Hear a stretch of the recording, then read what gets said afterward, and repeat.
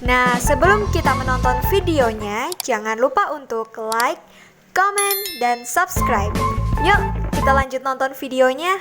Halo Sobat Rumah Ilmu yang ada di rumah atau dimanapun berada.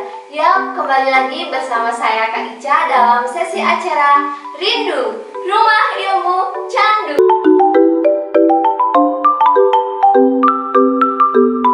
Dikutip dari sumber berita kompas.com bahwa Kementerian Pendidikan dan Kebudayaan akan menargetkan bahwa sekolah itu akan tatap muka yaitu di bulan Juli tahun 2021 ini.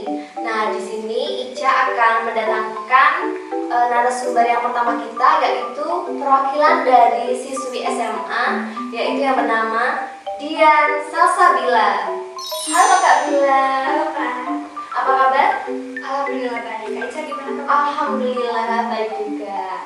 Nah Kak Bila, pasti kan Kak Bila sudah mendengar nih bahwa berita sekolah akan dibuka secara tatap muka nih pada bulan Juli mendatang. Nah, kira-kira menurut Kak Bila sendiri bagaimana nih? Tentunya senang ya Kak dengan mendengar kabar tersebut. Kemarin juga sempat ada wacana katanya sekolah luring itu udah dibuka pada bulan Januari, tapi sempat ditunda kan Kak. Ditunda pada bulan Februari. Lalu ini ada wacana lagi katanya dibuka pada bulan Juli. Semoga pada wacana kali ini sih benar adanya ya Kak. Semoga saja. Semoga benar terrealisasikan, karena jujur aja sebenarnya aku udah bosan Kak belajar daring gitu. Bosan. Iya, Oke. jadi ya senang sih Kak mendengar kabar ini. Oke. Nah Kak Bila, untuk membuat obrolan kita semakin lebih dekat lagi, nah kali ini Ica ada sedikit games ringan nih. Oke Kak, gimana? Oke, nanti Bila cukup jawab cepat ya. Siap. Oke, pertanyaannya sekarang Bila pilih daring atau luring? Pilih luring. Kenapa nih kalau boleh tahu? Karena udah bosan sekolah daring gitu Kak. Oke, satu kata lagi, bosan lagi Ya, ya. kalau awal-awal mungkin excited banget Kak Oke. ya sekolah daring, tapi sekarang udah bosan. Oke, selanjutnya pilih internet atau buku? Internet. Kenapa tuh pilih internet? Karena lebih mudah diakses sih. Oke, karena untuk melalui kehidupan setiap hari itu internet itu sangat ya, sangat dibutuhkan. Oke. Selanjutnya pilih individu atau sosial? Individu. Kenapa tuh pilih individu? Nggak tahu sih, karena ya suka sendiri aja. Oke. Ya, Lalu pilih sunyi atau ramai? sunyi. Kenapa tuh? Karena sunyi bisa fokus kan Kak. Kalau rame itu kadang gimana gitu. Pilih sunyi aja. Jawaban yang tepat ya sepertinya, karena kalau kita belajar juga untuk menambah tingkat konsentrasinya membutuhkan tempat yang sunyi. Oke. Pertanyaan terakhir yaitu kerja mandiri atau kerja kelompok? Kerja mandiri. Kenapa? Soalnya lebih cepat selesai sih kalau kerja mandiri kan Kak, daripada kerja kelompok. Bagus nih, di mana-mana tuh sepertinya kalau orang-orang pasti pilihnya kerja kelompok. Oke. Karena ada sesuatu ya, pasti tahu. Oke. Di sini Ica akan mendatangkan narasumber yang kedua kita yang sampai saat ini sebagai seorang pengajar, baik masih mengajar baik daring dan luring, yang berkompeten di bidang bahasa Inggris, yaitu Mr. Abe. Hai semuanya. Halo Mr. apa kabar? Baik sekali. Oke, alhamdulillah. Fine. Mister, di sini ada Kak Bila yang mewakili dari siswi SMA. Nah, tadi kan sudah merespon nih bahwa dengan adanya berita sekolah tatap muka akan dibuka dan sangat antusias sekali dengan adanya berita ini. Nah, menurut Mister Abe sendiri dengan adanya berita ini bagaimana? Wah, senang sekali ya, karena sudah setahun ini kita terkungkung dalam ruangan kecil ya. Ya biasanya kan kita gitu ya kalau daring ya gitu kan. Iya. Di ruangan di mana kayak gitu. Apa ya, senang sekali karena udah nunggu. Soalnya ada banyak sekali hambatan-hambatan yang sebelumnya kayak misalnya untuk dari metode pengajaran segala macam itu kita nggak bisa maksimal, nggak bisa all out kayak gitu. Katakan kita mau melucu jadi tidak lucu, kita mau apa yang mendekatkan diri kita sama murid juga sulit gitu. Nah, dengan adanya kabar ini tuh benar-benar angin sejuk buat para pengajar. Saya rasa juga. Saya rasa juga semua pengajar pasti akan setuju dengan. Dan semoga dengan adanya berita ini tuh sangat benar-benar terjadi nanti ya proses tatap mukanya itu di bulan Juli kayak gitu, Mister. Nah, Mister, apakah ada kendala nih selama proses pembelajaran daring selama ini? Oh jelas banyak ya. dari mulai metode yang tidak tersampaikan secara sempurna, Iya. terus kemudian yaitu banyak sekarang ya gap teknologi ya antara sekarang kita nggak bisa pungkiri bahwa pengajar-pengajar juga banyak yang mungkin masih awam dengan apa itu Google Meet, apa itu Zoom, tapi dengan adanya daring ya jadi lebih baik karena mereka jadi lebih paham dengan teknologi tersebut dan dipaksa oleh keadaan untuk menggunakan teknologi tersebut. Meskipun efek sampingnya itu yang paling besar mungkin kenanya ada di murid ya, karena nggak semuanya, nggak 100% gitu, jadinya guru nggak bisa 100% ngasih kayak gitu.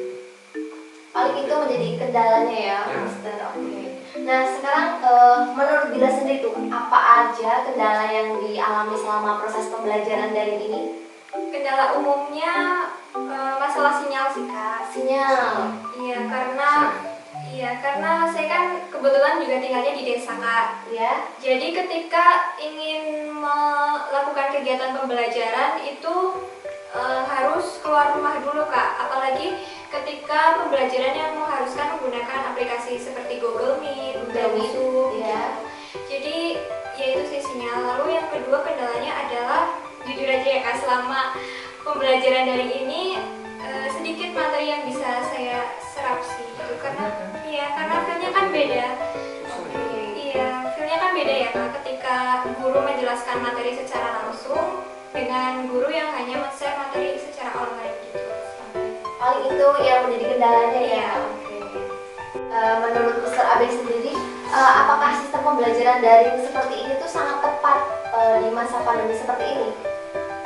Kalau menurut saya pribadi itu merupakan satu-satunya solusi ya, mau gimana pun, iya, mau gimana pun itu tetap kita tetap butuh pembelajaran, tetap harus jalan dan meskipun dengan berbagai rintangannya ya, karena kalau nggak belajar nanti ditakutkan mereka malah semacam stuck kayak gitu.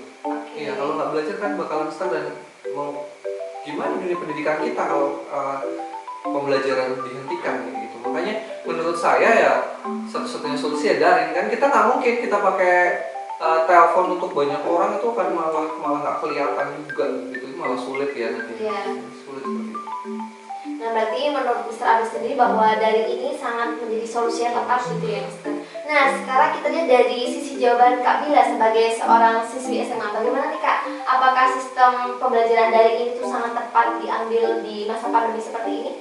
Ya menurut saya sih tepat ya, karena kita kan tidak bisa bertemu secara langsung gitu.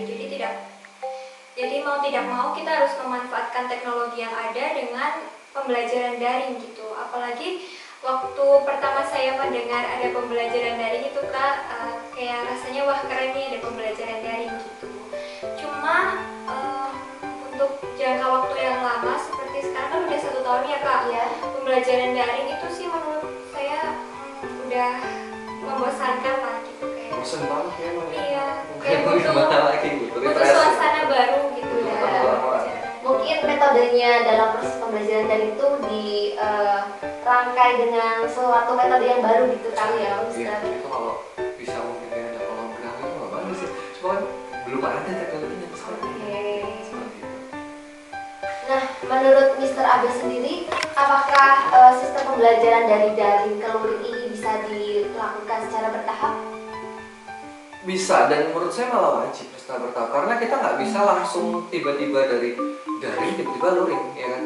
Ketika udah setahun ini udah terbiasa dengan daring terus tiba-tiba luring, itu mungkin akan membuat kalau misalnya kita langsung kayak gitu langsung terus-terusan gitu mungkin akan bikin culture shock juga, meskipun itu yang dirindukan ya.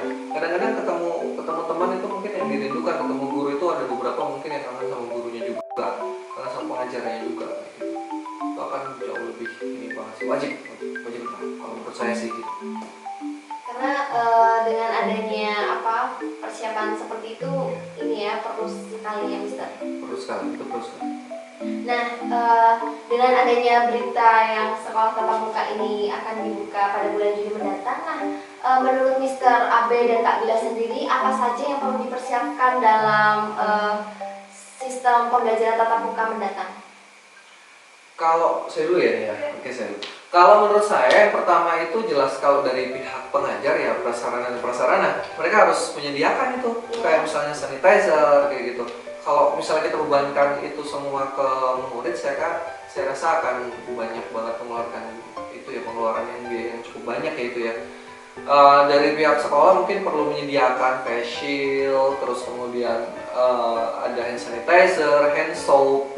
Terus kalau mungkin ada yang sampai ini yang mungkin sekali kita butuh praktikum ya kita juga harus menyediakan sarung tangan kayak gitu, gloves dan segala macam. Itu perlu sih. Itu yang pertama.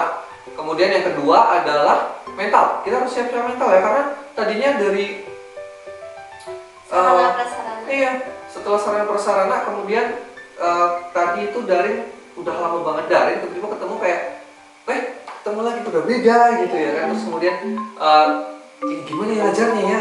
Ya kadang-kadang kan ada semacam seperti itu gitu. Ada beberapa orang yang memang seperti itu dan murid juga kaget kan biasa pembelajaran sambil nguap atau apa kayak gitu dan segala macam mereka bisa ngapain itu karena mungkin kan nggak ternotis gitu karena mungkin dalam satu frame itu laptop itu mungkin nggak ternotis sama guru gitu. Guru nggak bisa ingetin. Kalau sekarang mungkin juga guru gampang naik. Nah si murid juga gampang terlalu santai. Nah itu yang perlu disiapkan mental itu juga. Jadi jangan sampai ketika masuk malah jadi problem antara guru dengan murid.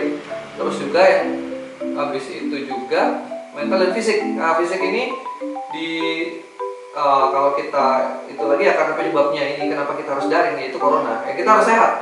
Kita nggak boleh sakit ya. Kalau misalnya memang ada yang sakit ya kalau bisa ya jangan memaksakan diri untuk luring. Jangan memaksakan diri karena itu akan membawa efek yang sangat menyeramkan ya. Nggak ada yang mau gitu. Kira-kira semuanya juga nggak ada yang mau kena corona seperti itu. Itu fisik juga harus sehat. Oke, sobat rumah ilmu dari Mr. AB itu ada 3 poin yang perlu dipersiapkan, yaitu yang pertama adalah sarana prasarana, yang kedua yaitu mental, dan yang ketiga yaitu adalah fisik. Nah, sekarang kita lihat jawaban dari Kak Bila, bagaimana apa yang perlu dipersiapkan untuk sekolah tatap muka mendatang? Hampir sama yang seperti penjelasan Mr. AB bahwa yang perlu disiapkan yang pertama adalah fisik. Kita harus memastikan bahwa diri kita itu benar-benar sehat. Lalu yang kedua adalah mental, karena ketika pembelajaran daring itu kan kita mempunyai habit atau kebiasaan yang baru ya Kak. Lalu kemudian pembelajaran luring dan itu harus ada kebiasaan yang baru lagi gitu sih. Jadi yang pertama adalah fisik, kita harus sehat, lalu yang kedua adalah mental sih Kak. Pokoknya fisik dan mental ini harus disiapkan untuk melakukan sekolah tatap muka mendatang. Nah, sobat rumah ilmu, sudah di penghujung acara nih, tidak terasa. Nah, sudah banyak sekali nih perbincangan-perbincangan dengan Mr. AB dan Kak Bila yang kita dapatkan. Nah, semoga di kesempatan kali ini diharapkan sobat rumah ilmu dapat menyiapkan waktu sebaik mungkin dalam menghadapi nanti sekolah tatap muka mendatang. Nah, terima kasih kepada Mr. AB dan Kak Bila atas waktunya. Semoga kita bisa bertemu di sesi-sesi berikutnya. Mr. AB dan Kak Bila, sesi ini akan ditutup dengan jargon, yaitu ketika Ica bilang rumah ilmu, nanti menjawab meraih ilmu menuju cita. Kita bareng-bareng ya Mr. AB dan Kak Bila. Rumah ilmu, meraih ilmu menuju cita.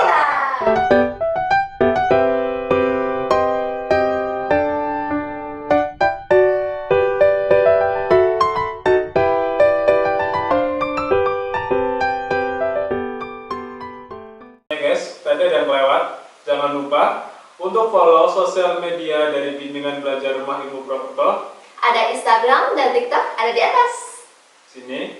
Terus ada juga channel YouTube dari Rumah Ilmu Entertainment ada di sini.